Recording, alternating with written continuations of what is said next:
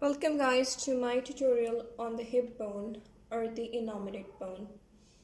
And the first order of the day is we have to figure out the side to which this hip bone belongs. Number one, you enter into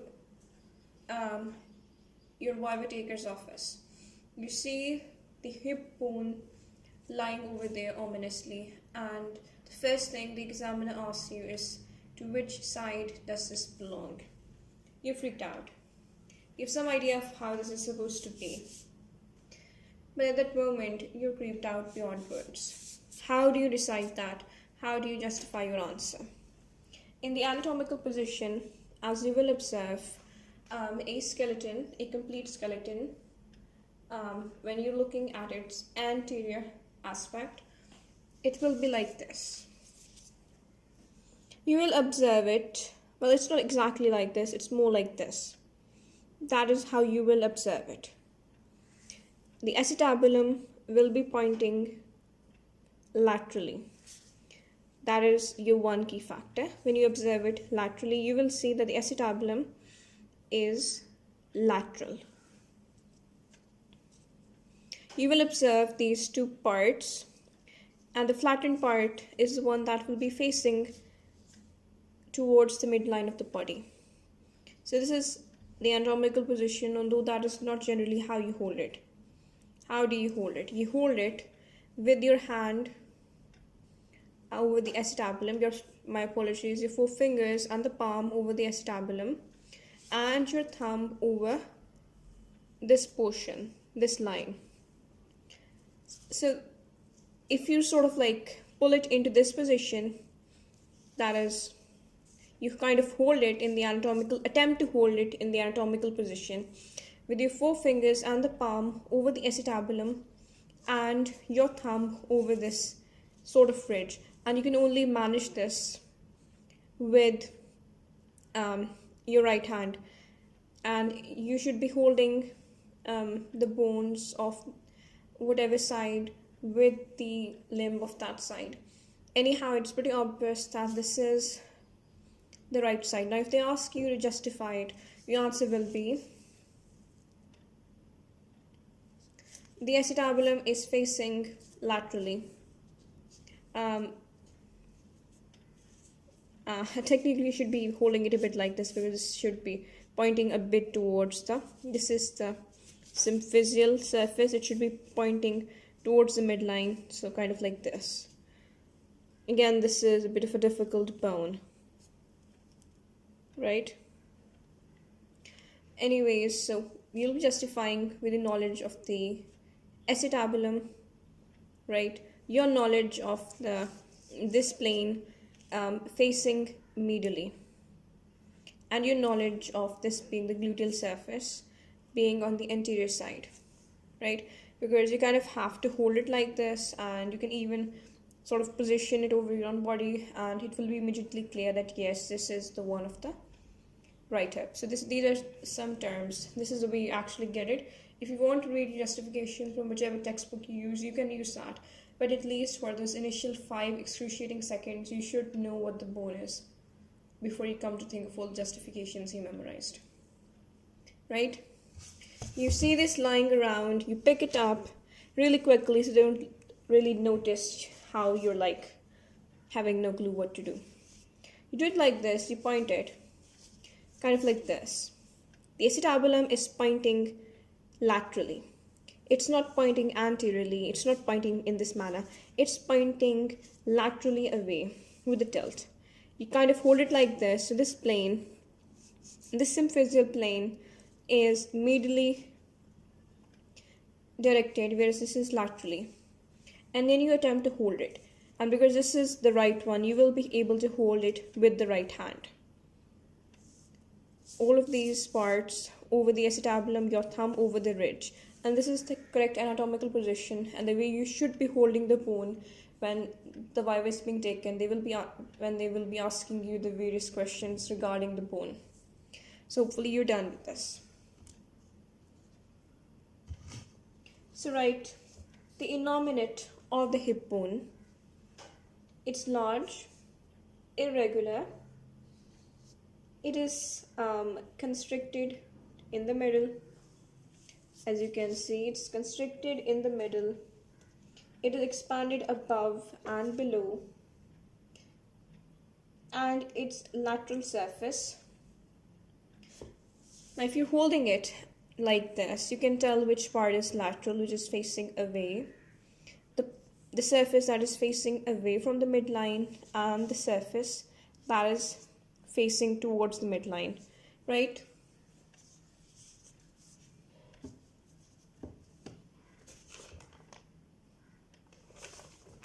Right, so its lateral surface near the middle bears a deep cup-shaped hollow termed the acetabulum, which articulates with what?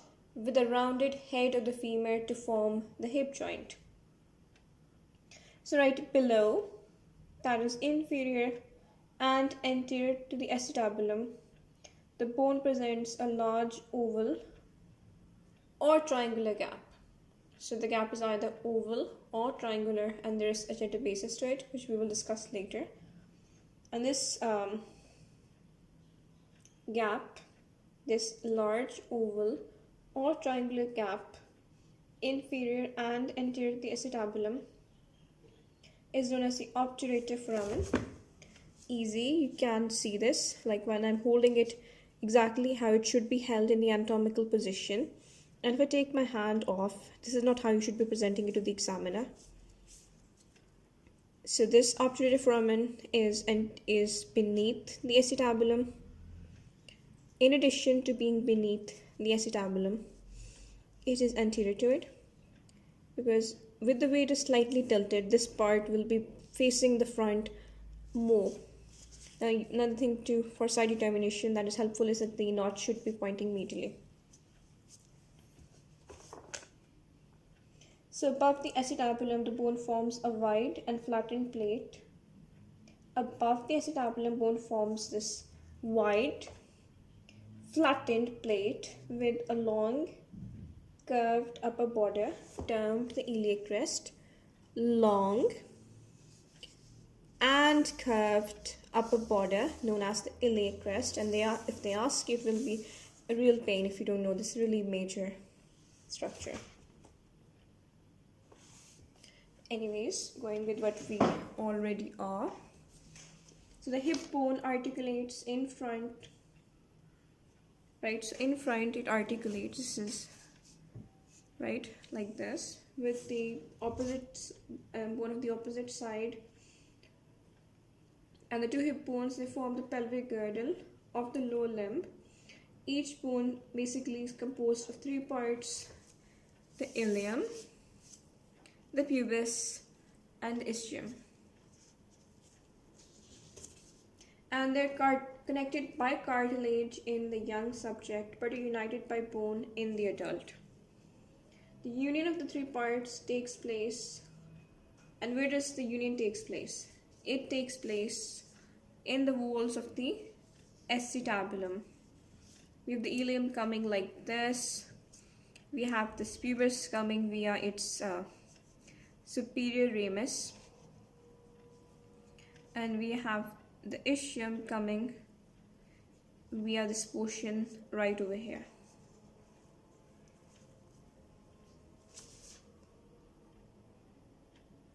And we have lines of fusion, and the ilium includes the upper part of the acetabulum, right, and the expanded flattened area of the bone above it. So that is the area covered by the ilium. Ischium includes the lower part of the acetabulum and the bone below and behind it.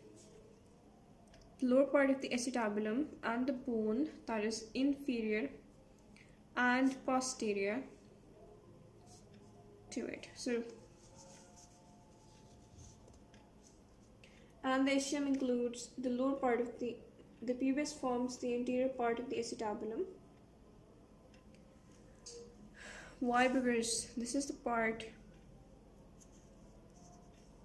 that is facing to anteriorly and separates the ilium from the ischium in this situation. In addition, it forms the anterior part of the low portion of the hip bone and meets the pubis of the opposite side in the median plane. Again, these are really self-explanatory things so far. Now we're going to talk about the real stuff. The ilium is so named because this ilium is what is supporting the flank of the body. We have two extremities. We have an anterior extremity and we have a posterior extremity, but this is the part that is located more anteriorly, right? And we have three surfaces. The ilium has three surfaces. My apologies, I've been pointing at the gluteal surface. You probably can't see. Even though this is the ilium, I've only been pointing at the gluteal surface. It has this part as well. The ilium has three parts to it. Back to what I was saying, it has these three surfaces.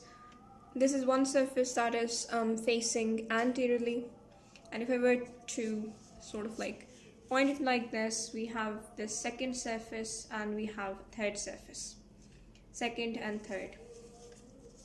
So three surfaces and two extremities, an anterior and a posterior. Now if you talk about the extremities first, the lower extremity is the smaller and forms, if we talk about extremities in terms of this, there's another way of talking about it. The lower extremity is the smaller and forms rather less than the upper 2/5 of the articular surface of the acetabulum.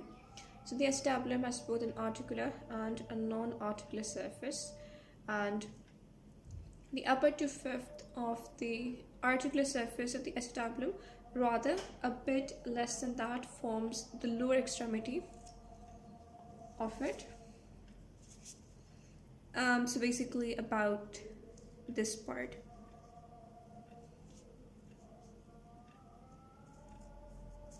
Because this is just the rim, it kind of goes inwards. A part of it, the part of the acetabulum, is included in this. The upper 2/5 and the articular part. We will be demarcating the articular and non-articular parts further down in this video.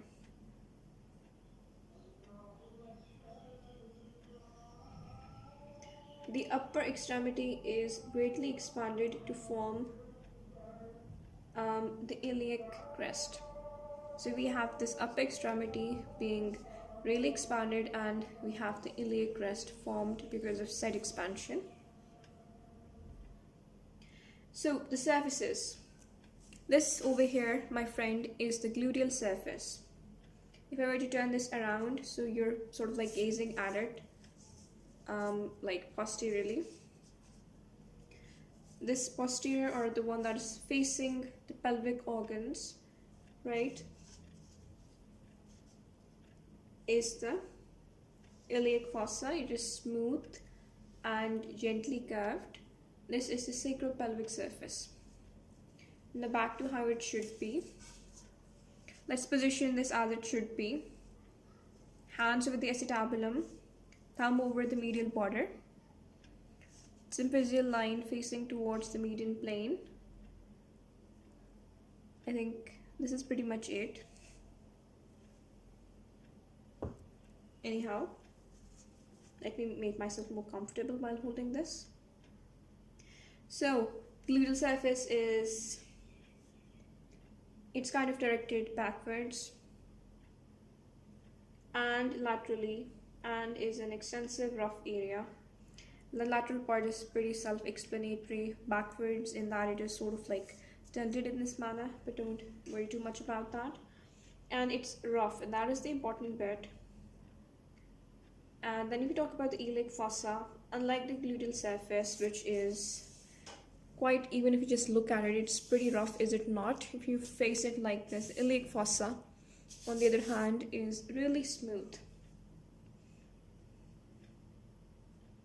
And it's gently hollowed out, and it occupies the anterior and the upper part of the medial aspect of the ilium. Now you should know the ilium has this part. This is the lateral aspect of the ilium that is facing laterally away.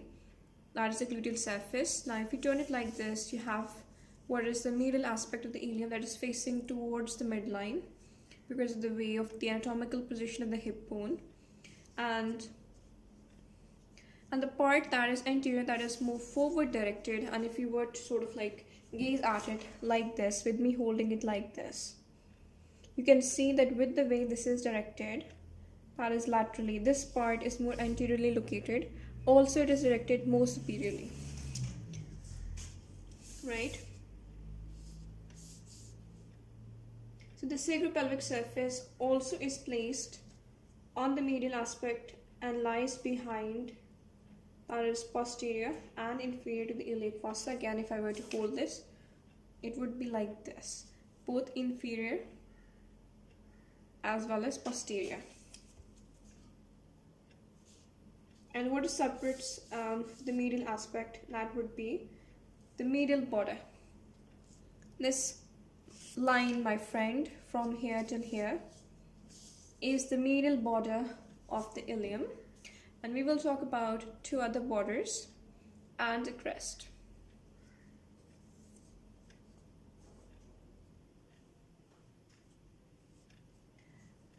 The ridge that separates the sacropelvic surface from the iliac fossa is the medial border. Now we're talking about the iliac crest, which is termed as the upper border of the ilium. It is convex upwards, that much is very clear for you to see. It is sinuously curved. It is concave inwards in front and concave outwards behind, but you don't really need to think about it. You have to like kind of touch this to get the idea of what they mean by that. But initially it's kind of like facing outwards if you touch it, but then it's kind of like going backwards. Again, unimportant.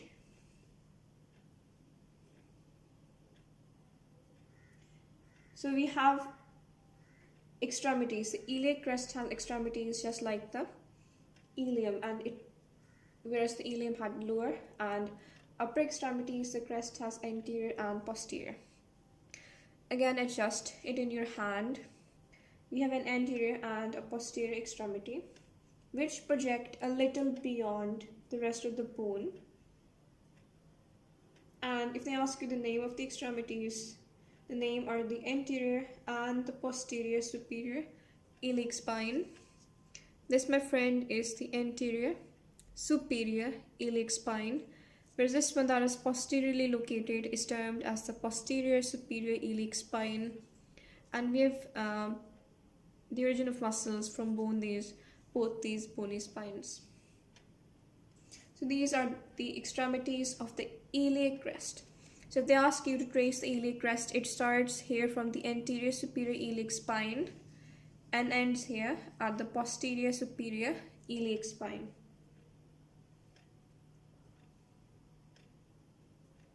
And as for the location, this lies at the lateral end of the fold of the groin and is easily felt in the living. So it can be a question whether or not the anterior superior iliac spine is palpable or not. It is quite easily palpable in the living, and it is located laterally on on the lateral end of the fold of the groin.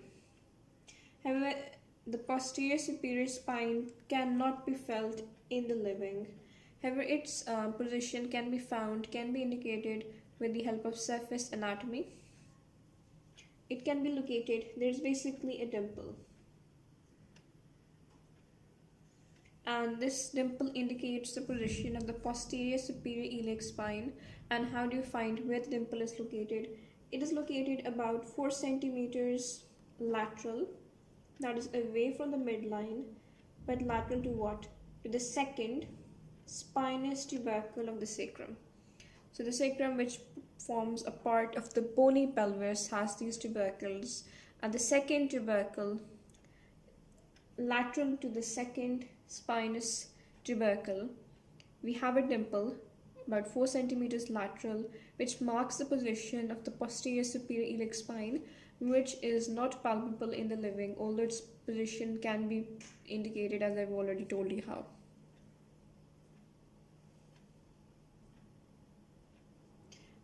talking structurally, the crest has a ventral and dorsal segment. As mentioned, as you've probably guessed, the anterior segment is over here. Then we have the ventral segment. The anterior segment is much bigger, is much longer compared to the posterior segment. And the anterior segment also has this really important thing. It has this iliac, or the crest, or the tubercle of the crest, and it's found on the outer lip of the iliac crest. Now you might wonder what the outer and inner lips are. Only the anterior part, that is the anterior 2/3 of the iliac crest, is divided into an outer and an inner lip. The inner lip obviously faces towards the pelvis, that is all of the organs contained within the pelvis, whereas this part, the outer lip, faces towards the anterior wall of the body. Hopefully I have you oriented properly so you can visualize where everything is located. The ventral segment forms rather more than the anterior 2/3 of the crest and is associated with alterations in the form of the ilium necessitated by the adoption of the erect attitude. Whatever. The dorsal segment forms rather less than the posterior third of the crest and can be identified in all the land vertebrates. The ventral segment is bound by the outer and the inner lips, including a rough intermediate zone. The intermediate zone is again rough because of the muscular attachments, which is narrowest at its middle. This zone is narrowest at the middle and wider both at the front and behind. At the front it is narrow, it is wide. At the back it is also supposedly wide. Whatever. At the middle it's supposed to be narrow. The tubercle of the crest, important, it's located on the outer lip of the anterior segment or the ventral segment of the iliac crest. The location should be memorized. The tubercle of the crest is a prominent projection on the outer lip. And how would you identify it? It's about 5 cm or more behind, that is posterior and above the anterior superior spine. The anterior superior spine is really easy to find. So number 1, it is located 5 cm superior and behind, and this part is about 2 cm. This is the spine 2, 4, almost exactly 5 cm. 5 cm above and behind the anterior superior iliac spine, we have the tubercle of the crest. Now this is important, you should remember the dimensions. 5 cm above and behind the anterior superior iliac spine, we have the crest of the iliac, the tubercle of the iliac crest. Right? So make sure you're holding this in the anatomical position. So the dorsal segment presents 2 sloping surfaces which are separated by a well-marked ridge which terminates in the posterior superior spine located right over here. The highest point of the crest is not at the middle as you would expect it, rather a little behind it. So you would expect that like this would be the midpoint, but it's actually kind of, if you hold it like this, you can tell. Obviously it has to be kind of like this. It's not straight, so you can't figure that out in that manner. If you're like doing this and trying to find the highest point, the examiner will slap you. You have to be holding it like as much as you can in the position it should be, and then you have to like think, where is it located? And it will be kind of like here. This is about the highest point. While you would not have the luxury of a ruler, it might help in this scenario with you holding this as it should be held. The position is again over here, a bit behind the midpoint. And this is again a very important landmark, a very important thing. And how would you find this from surface findings? It is on the same level as the interval, that is the gap between the spines of the 3rd and the 4th lumbar vertebrae. So we have the lumbar vertebrae, and between the 3rd and the fourth there is an interval, and that is at the same level as this crest. So we've talked about two important things. We've talked about a dimple that marks the position of the otherwise unpalpable posterior superior iliac spine, said dimple being located 4 centimeters lateral to the second spinous tubercle of the sacrum. Now we've talked about the highest point of the crest, which is actually not at the midpoint, rather a bit behind it, and which is at the same level as the interval, that is the gap between the third and the fourth lumbar vertebrae. And they do ask you this question about the crest, that is in between which two vertebrae is the crest, the highest point of the crest located. Anyhow, we'll be talking about the lower end of the ilium together with the acetabulum, since we're following the order set by Gray's Anatomy. Right, so we've been talking about the borders. The anterior border of the ilium, this is the anterior border, descends into the acetabulum from the anterior superior spine. So this is the anterior superior spine, and from there it is sort of like going towards the acetabulum. Its upper part of the border is rounded and concave forwards, as you might imagine. Rounded and concave forwards.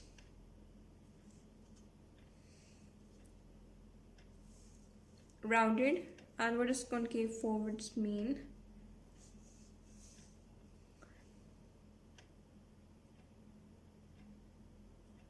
Its lower part presents a roughened projection, the anterior inferior iliac spine. This is the anterior inferior iliac spine, and we've been talking about the anterior border, and I've been telling you about the surface. My apologies. The anterior border descends to the acetabulum, right? The anterior border descends to the acetabulum from the anterior superior spine. This is me pointing towards it. Right, and then where does it goes? And its lower part, it presents a roughened projection. Again, this is also rough muscular attachment, the anterior inferior iliac spine, and this lies immediately above the anterior part of the acetabulum. So you need to know the extent of the borders from the anterior superior iliac spine to the anterior inferior iliac spine. That is the extent of the anterior border of the ilium part of the hip bone. Again, I'm hoping this makes some sense to you and you're following what I am saying. The anterior border of the ilium, my apologies, the posterior border is irregularly curved. This, my friends, is the posterior border. It commences, unsurprisingly, at the posterior superior spine, right over here, and firstly it runs downwards and forwards with the backward concavity and forms a small notch. If I were to turn laterally, this is the notch they're talking about when the border sort of moves downwards and forwards with a concavity, so to speak. So there is a notch beneath the posterior superior spine, and this notch is of some importance, so I would attempt to remember that. At the lower end of the notch, the bone presents this wide and low projection. Wide and low projection, that is the posterior inferior spine, and that is easy because of the correspondence, is it not? Where the posterior border makes a sharp bend, it was like going forwards and downwards. There was this trajectory to it.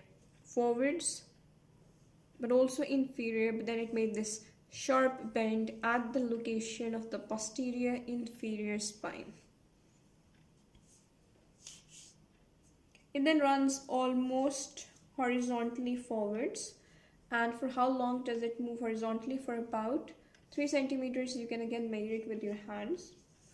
Finally, however, the posterior border, which started over here, went sort of like proceeded forwards and downwards with a concavity forming a notch of sorts, only to bend sharply at the position of a wide low projection known as the posterior inferior iliac spine and then moving horizontally for 3 centimeters minute suddenly. What does it do?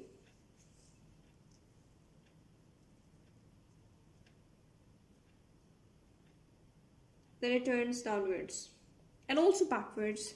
If you were to hold it again like this, holding it, this part is actually kind of going backwards. So downwards and backwards to become continuous with the posterior border of the ischium.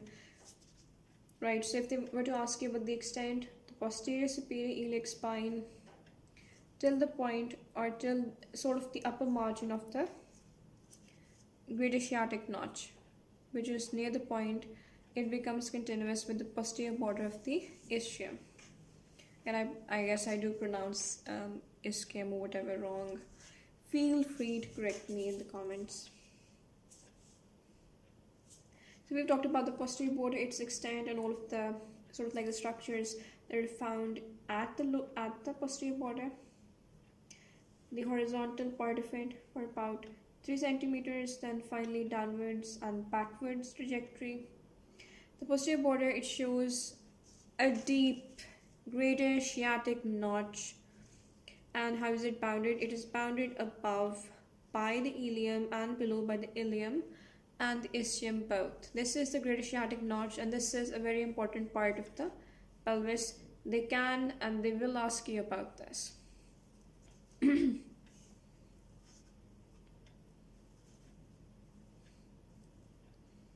Anyhow, we've talked about the anterior border, the posterior border, the iliac crest. Now for the medial border, and for that I need to sort of like change this so it feels like you're looking at looking at a person's skeleton from the back with all of the organs removed. So this is the part that faces the pelvis, and again, this is not how it should be held. Regardless, the medial border separates the iliac fossa from the sacropelvic surface. It is indistinct near the crest. It is roughened in its upper part. Right, then it is sharp and crest-like at the part where it separates the two, and where it binds the articular surface for the sacrum. So the sacropelvic surface part of it articulates with the sacrum, which forms a part of the bony pelvis. Then it becomes smooth and rounded in this part. So it's not quite, it's quite an uneven body, so to speak. Right, the latter portion, this part that is smooth, the smooth and the rounded part of the medial border is known as the arcuate line, and again, this is really important. It separates the true pelvis from the false pelvis. The false pelvis is the one that's above this point. The true pelvis is the one that is below this point. Now we talk about the last surface. Not really the last surface, the first one. That is the gluteal surface. That is the surface that faces laterally. It faces backwards and laterally. This is the posterior part, and that is the one that faces backwards and posteriorly, and laterally and slightly downwards in the front. That doesn't matter. It is bounded above by the iliac crest, below by the upper border of the sciatic notch. My apologies.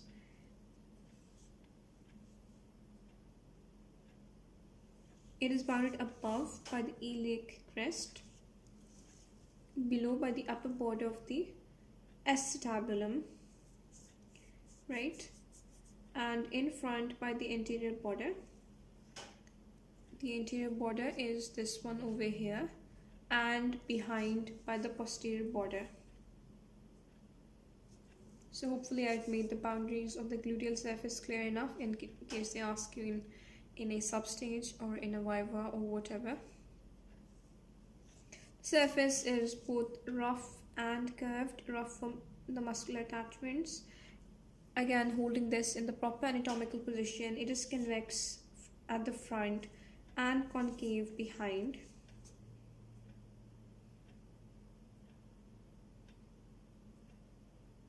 So again, the one thing that is really interesting about this is the presence of three uneven ridges, and you will find these to be of the utmost importance.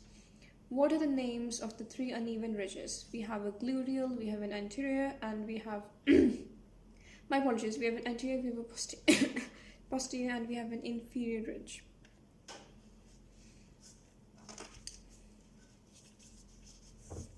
Like the locations, I believe, are of some importance. Let's start with the posterior gluteal line, which is unsurprisingly located posterior most, right? Over here, I'll point it towards you a bit. The posterior gluteal line is the shortest. Where does it begin? It begins above, where? On the external lip of the crest, right? 5 centimeter in front of its posterior extremity. As mentioned previously, the posterior extremity is the posterior superior iliac spine. We have this over here, and 5 centimeters in front of it.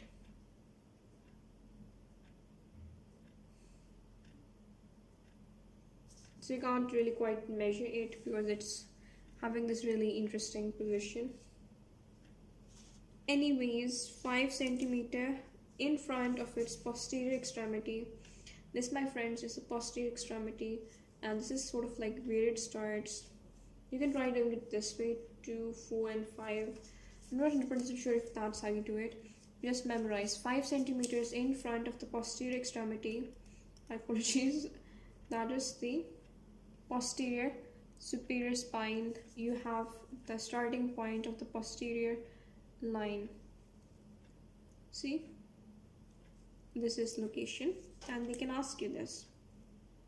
And where does it end? It ends below a short distance in front of the posterior inferior spine.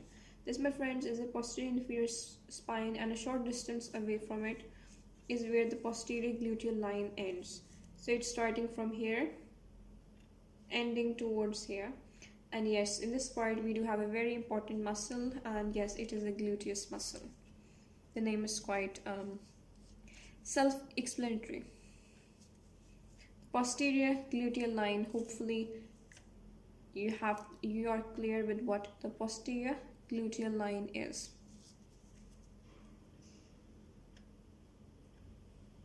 The anterior gluteal line is also of quite some importance.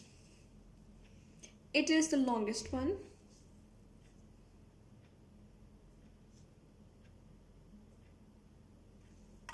Let me hold this anatomically correct again. It is the longest of the three. It begins about the middle of the upper margin of the greater sciatic notch. So we have an upper margin which can be like this, and near its middle, this, my friend, is drawn a bit inaccurately. Yep. So, like here most likely. So like at the middle of the upper margin of the greater sciatic notch. It is about here. It starts.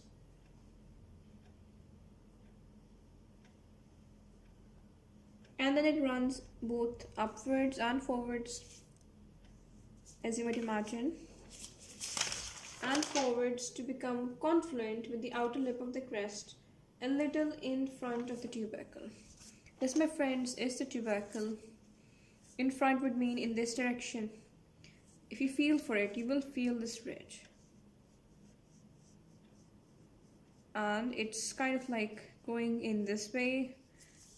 So not really in front of it. Technically it's like this. It's very hard to tell in this one actually. It could very well be like this. It's kind of like going in this manner. Like this. So it's a little in front of the tubercle and the midpoint of the upper margin. It's kind of going like this. You need to have to feel for it. Then you need to remember the sort of like the identification, so it's easier for you in a viva when they're asking, in a substage when they're asking you to identify the lines.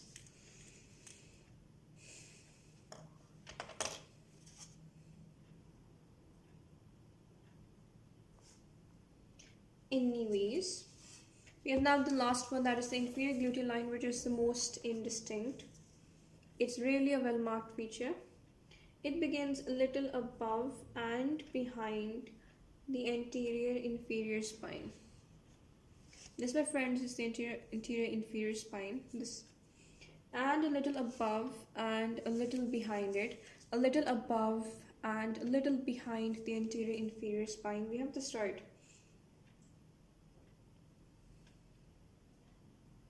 And then it curves backwards. They're not a straight line, rather we have a curvature, and downwards to end near the apex of the sciatic notch over here. It starts a little above and a little behind the anterior. It's sort of like ended at the anterior superior iliac spine. This sort of begins at the anterior inferior superior spine, rather a bit above it and a bit below it, and ends at the apex of the greater sciatic notch. That makes sense because the inferior gluteal line is more inferior to this, so if you're a bit confused, you can make this sort of a relationship to help you remember this. Again, we have a muscle over here, a muscle over here. Plenty of muscles have their attachment at the hip bone.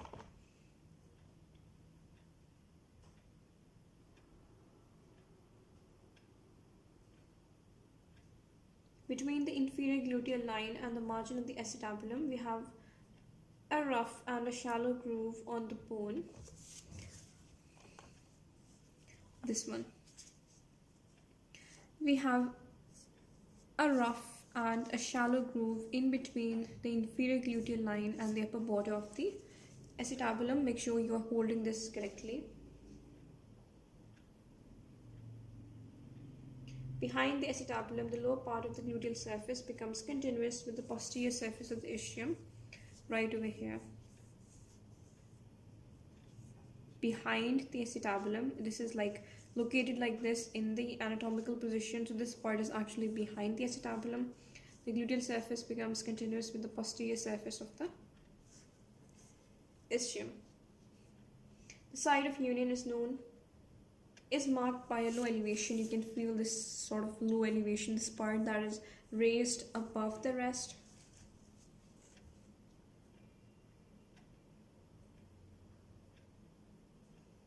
So let's talk about the iliac fossa, which we have not talked about before. Again, you're changing your orientation. The iliac fossa is the whole of the anterior and the upper part of the internal aspect of the ilium, limited above by the iliac crest, in front by the anterior border, and behind by the medial border, which separates it from the sacropelvic surface, which is right over here. Surface is quite smooth, it's quite gentle and quite concave, forms the posterolateral wall of the greater pelvis, with it facing like this. Actually, it's forming the postero. Lateral doesn't make a lot of sense, but it's forming the posterolateral wall of the greater pelvis.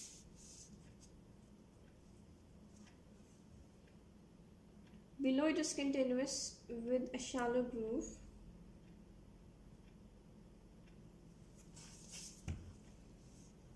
The shallow groove bounded, right, below it is continuous with this shallow groove over here. It is bound laterally by the anterior inferior spine and medially by the Iliopubic Eminence, which is this thing over here. Again, usually you hold it like this, but if I were to start sort of like move it like this so things are kind of clear to you, like you're looking at this from the back, right? You can see this is the iliac fossa. It's continuous with a groove that is bounded laterally, because this is pointing kind of away now. So this is the anterior inferior superior spine, and medially, because it is pointing towards the midline, we have the Iliopubic Eminence. So the boundaries of the groove that is continuous with the iliac fossa is important. We had another groove that was between the inferior gluteal line and the upper border of the acetabulum. The sacropelvic surface is important because we talked about each of these having ridges, parts, having this fossa. This surface is having 3 parts of its own. Again, imagine you looking from the posterior aspect of a person. You have X-ray vision, you can see through all of the organs that are contained in the pelvis to look at the wall of the pelvis. This is the posterior. This is posterior because it is backwards, makes sense. And lower part, again, because it is located inferiorly slightly compared to the rest of it, also medially located. Medial isn't all that in making sense because it's kind of like this, so it should kind of be like this, pointing away. This is lateral and this is medial. Anyhow, let's just go with it. Medial aspect is bounded behind and below by the posterior border. Behind and below by the posterior border makes sense. In front and above by the medial border. Because of the way this is kind of, we kind of hold this, so this is technically in front. In front by the medial border. It is bounded behind and below by the posterior border. In front and above by the medial border. And above and behind by the iliac crest. This is the iliac crest is also above, that is superiorly. This is also above as in superiorly, but some things are different. Because this is also in front and above. Because of the way this is located, this is more posterior compared to this. In front and above, but this is in front and below. So what are the borders, what are the boundaries of the sacropelvic surface? In front and above by the iliac crest. Behind and above by, my apologies, in front and above by the medial border. Behind and above by the iliac crest. And just behind as well as below, we have the posterior border taking care. This is belowish, technically this is belowish. This is kind of behindish. These boundaries are a bit tricky. The sacropelvic surface is the posterior and the lower part of the medial aspect of the ilium.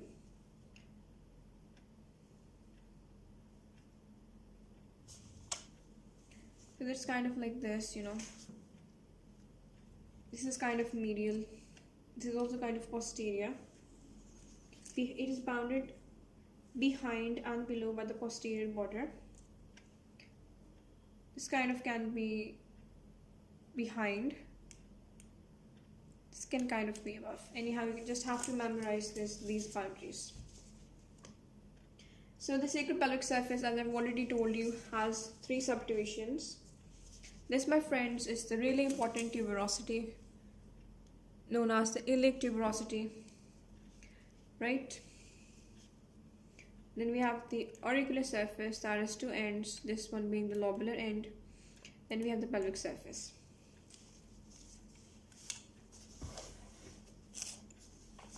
It kind of like goes till this point, whatever, till the ischium is reached. Iliac tuberosity is extensive, plus it is roughened,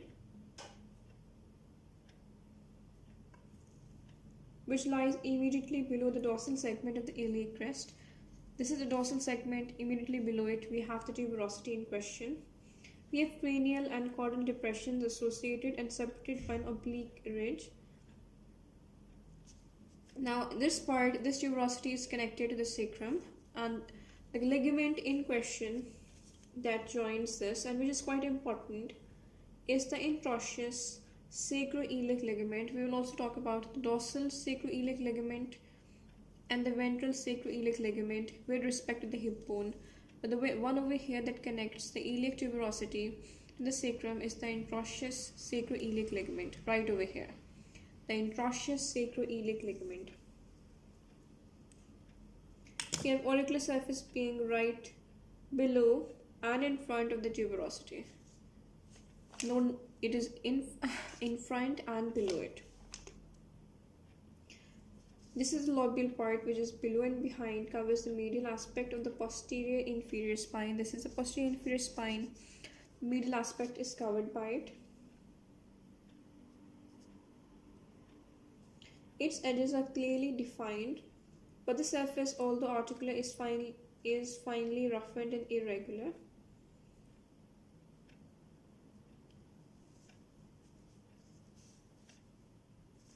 The edges are clearly defined. The pelvic surface lies below and in front of the auricular surface and helps to form the wall of the lesser pelvis. This part forms, because now because of the medial border, the greater pelvis has begun, and so this part helps form the wall of the greater pelvis. My apologies, the lesser pelvis. This is the greater pelvis. It comprises an upper and a lower portion, and the upper and the lower portions each have their separate muscular attachments. The upper part is facing downwards and lies between the margin of the auricular surface right over here and the upper border of the greater sciatic notch, this part. So this is where it kind of lies. Its lower region faces inwards and is separated from the iliac fossa by the arcuate line. So this can be, we can have an upper portion, we can have a lower portion. The lower region is actually facing inwards, the upper region is facing downwards. Upper part faces downwards, lies between the margin of the auricular surface and the upper border of the greater sciatic notch. So it can be kind of be, my apologies, I've been pointing it wrong. This is the lower portion. Auricular surface margin and the upper border of the greater sciatic notch, and this part is the upper surface that is sort of like demarcated from the iliac fossa by the arcuate line. Again, both of these two parts have their separate attachments. Line of union of the ilium with the ischium is completely obliterated. There isn't any line of union on this surface. On this one over here, things were not the same, but on this surface, that is on the pelvic facing surface, the line of union between the ilium and the ischium is, you cannot demarcate the point where one begins and the other ends. But that is not the case over here. We have the Iliopubic elevation, and we also have this tuberosity right over here, which we will talk with the ischium. Now let's talk about all the attachments.